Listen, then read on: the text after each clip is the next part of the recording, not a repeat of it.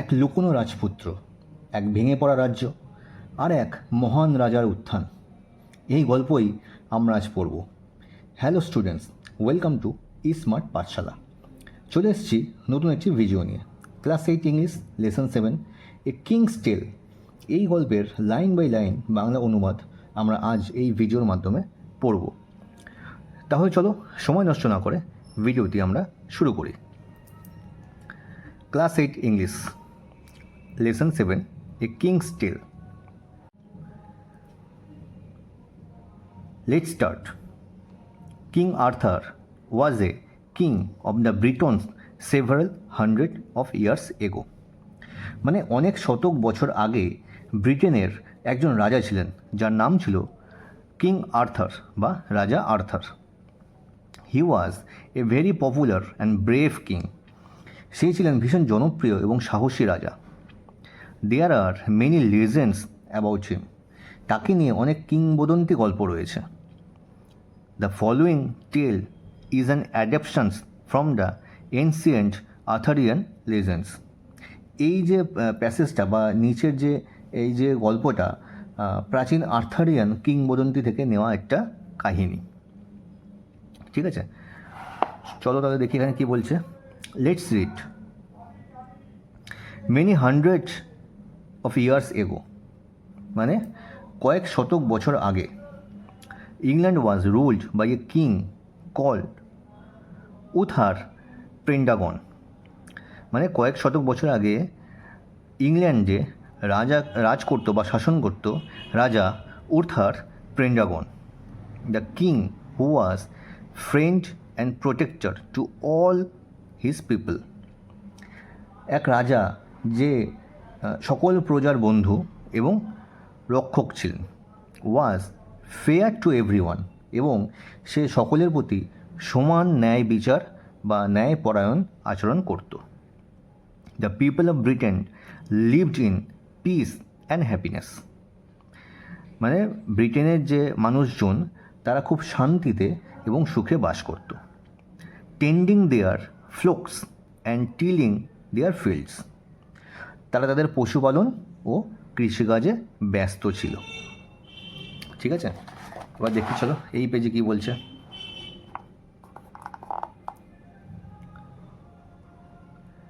King Uther Pendragon has married the beautiful lady Igraine. রাজা Uther পেন্ড্রাগন একটা সুন্দর মহিলা ইগ্রেইন তাকে বিয়ে করেছিল। অ্যান্ড হ্যাড এ সন, এবং তাদের একটা ছেলে ছিল। This child was the heir to the royal throne. এবং এই ছেলেটি বা এই বালকটি ছিল এই যে মানে রাজ্য, এই রাজ্যের বা এই রাজ সিংহাসনের উত্তরাধিকারী। ঠিক আছে, থ্রোন কথা অর্থ হচ্ছে সিংহাসন। ঠিক আছে, আর হেয়ার কথা অর্থ হচ্ছে উত্তরাধিকারী, মানে ভবিষ্যতে ওই রাজা হতো বা হবে। The king and the queen died soon after the baby boy was born. রাজা এবং রানী উভয়ই মারা গেছিল বাচ্চাটা জন্মের পরে বা কিছুদিন পরে, জন্মের কিছুদিন পরেই বাচ্চাটার জন্মের কিছুদিন পরেই রাজা এবং রানী উভয়ই মারা গেছিল। ইট ওয়াজ এ ডিফিকাল্ট টাইম। এটা ছিল ভীষণ একটা কঠিন সময়। মেনি অফ কিংস অপোনেন্টস, মানে রাজার অনেক যে বিরোধী ছিল আর কি, প্রতিপক্ষ ছিল, were looking to seize the throne. তারা চেষ্টা করছিল ওই রাজসিংহাসনকে দখল করতে। ঠিক আছে, মানে রাজা রানী মরে যাওয়াতে রাজসিংহাসন খালি হয়ে গেছে। এখন রাজার যে বিরোধী যারা ছিল আর কি, তারা সেই রাজসিংহাসন দখল করার চেষ্টা করছিল। King Uther Pendragon had two wise councillor. রাজা উথার পেন্ড্রাগনের দুজন খুব জ্ঞানী, উইস কথা হচ্ছে জ্ঞানী, আর কাউন্সিলর কথা হচ্ছে তোমার উপদেষ্টা, মানে যে যারা ওকে বুদ্ধি শুদ্ধি দেয় রাজার, সেই কথা বলেছে। তার দুজন খুব জ্ঞানী উপদেষ্টা ছিল। Merlin a prophet and a magician. Merlin যে কিনা ছিল কে না ভবিষ্যৎ বক্তা আর কি, প্রফেট কথা হচ্ছে ভবিষ্যৎ বক্তা, এবং ম্যাজিশিয়ান এবং সে জাদুকর ছিল। And the brave knight sir Ulfius, এবং একজন খুব মানে সাহসী যোদ্ধা ছিল যার নাম স্যার উলফিস।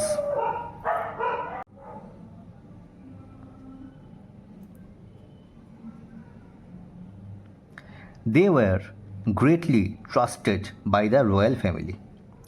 তারা এই রাজ পরিবারের খুব মানে বিশ্বাসজনক লোক ছিল আর কি, মানে রাজ পরিবার তাদেরকে খুব বিশ্বাস করতো আর কি, এরকম একটা ব্যাপার।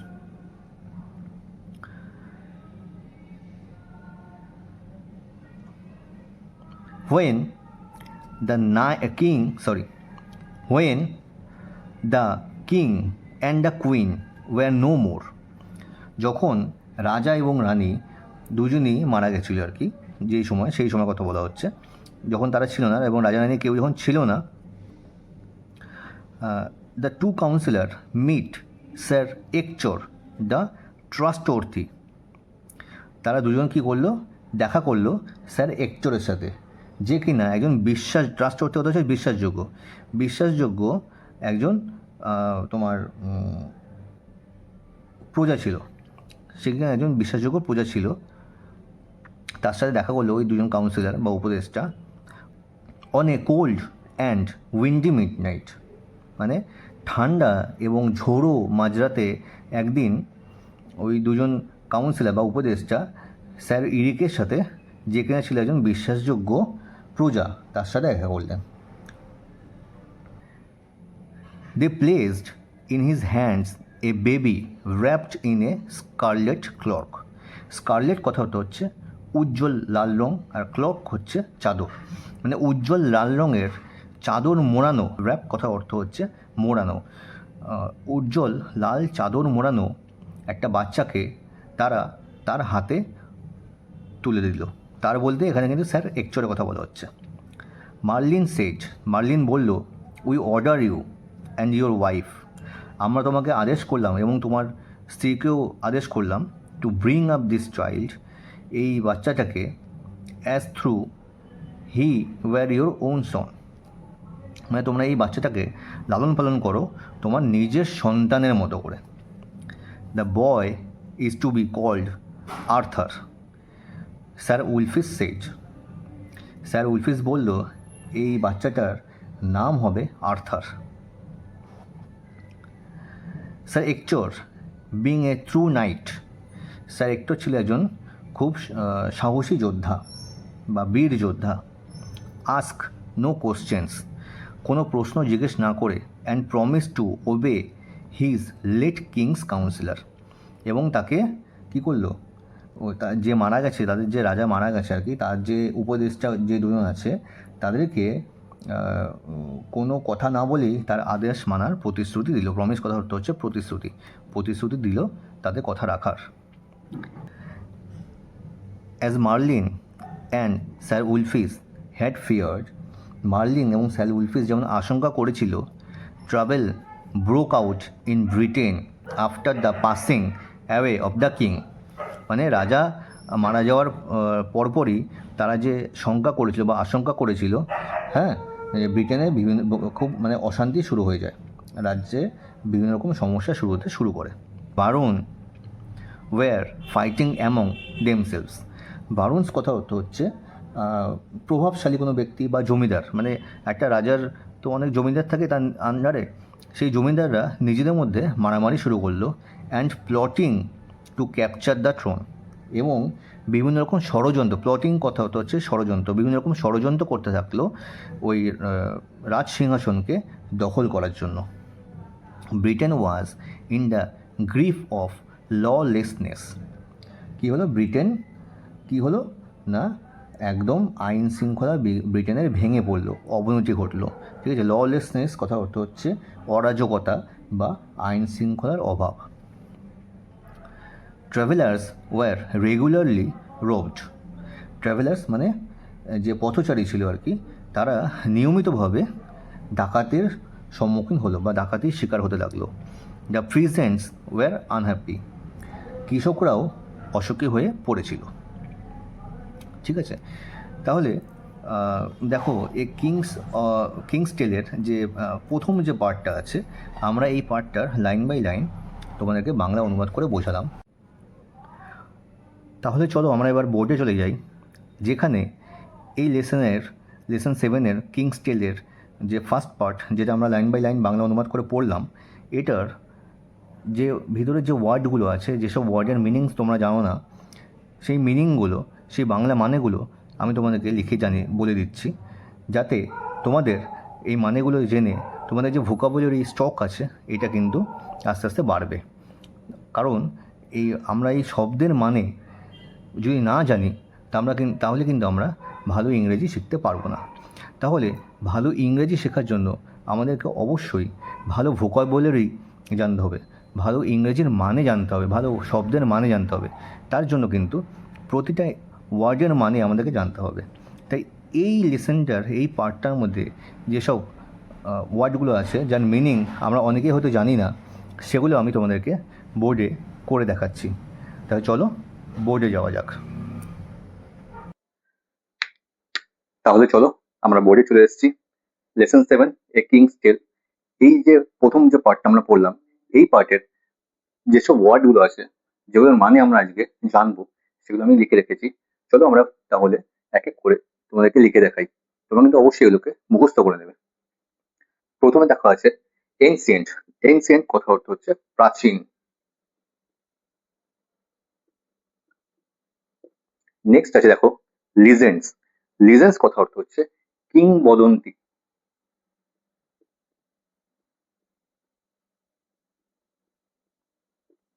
নেক্সট আছে দেখো হেয়ার। হেয়ার কথা অর্থ হচ্ছে উত্তরাধিকারী।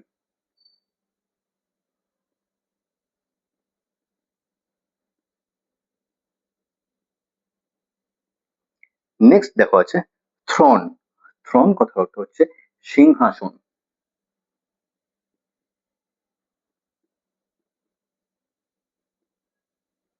নেক্সট আছে দেখো প্রফেট। প্রফেট কথা অর্থ হচ্ছে ভবিষ্যৎ বক্তা বা জ্যোতিষী।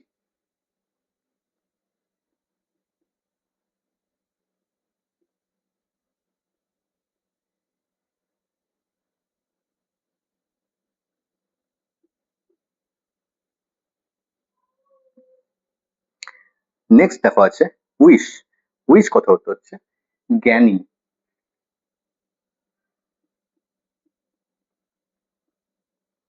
নেক্সট দেখো আছে ললেসনেস। ললেসনেস কথা অর্থ হচ্ছে অরাজকতা বা আইন শৃঙ্খলা ভেঙে পড়া, এরকম।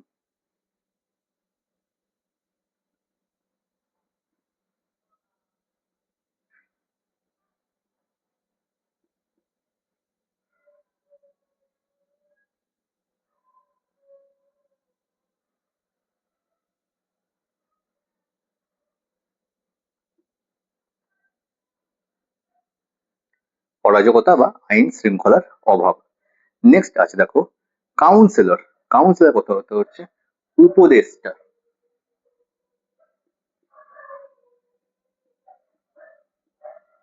নেক্সট আছে দেখো ট্রাস্ট অর্থী। ট্রাস্ট অর্থী কথা অর্থ হচ্ছে বিশ্বাসযোগ্য।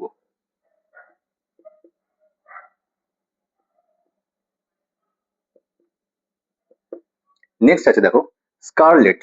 স্কারলেট কথা অর্থ হচ্ছে উজ্জ্বল লাল রং।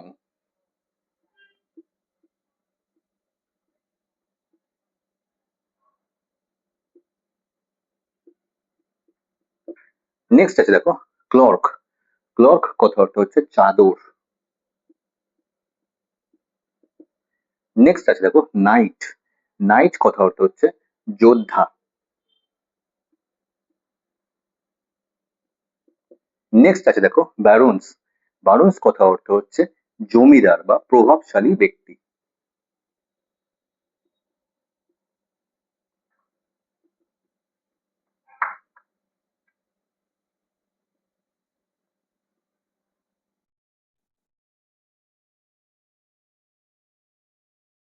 প্লটিং অর্থ হচ্ছে ষড়যন্ত্র করা।